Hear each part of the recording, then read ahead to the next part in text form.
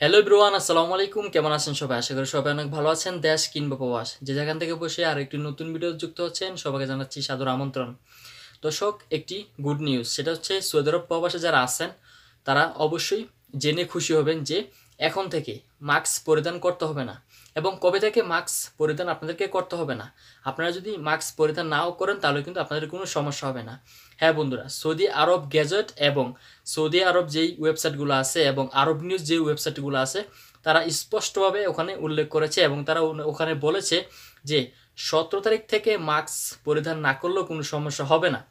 তবে সেক্ষেত্রে আপনি যদি কোনো মসজিদ বা কোনো গণপরিবহন দেখেন, সেখানে অবশ্যই আপনাকে মাস্ক পরিধান করতে হবে। যেমন ধরেন মক্কা মসজিদ আছে, বড় বড় হেরামে মসজিদ আছে, তো সেখানে যদি আপনি যান বা সেখানে অবস্থান করেন তাহলে কিন্তু আপনাকে অবশ্যই মাস্ক পরিধান করতে হবে। আর যদি এভাবে রাস্তাঘাটে চলাফেরা করেন তাহলে আপনাকে মাস্ক পরিধান করতে হবে না। আপনারা সকলেই হয়তো জানেন যে যদি আপনাকে পুলিশে ধরতে পারতো যে আপনার মাস্ক নেই, তাহলে আপনাকে 1000 থেকে 10,000 রিয়াল পর্যন্ত আপনাকে গারামা দিয়ে দিত। এখন থেকে সেই গারামাটা উঠিয়ে নেওয়া হচ্ছে, আপনাকে আর গারামা দিতে হবে না।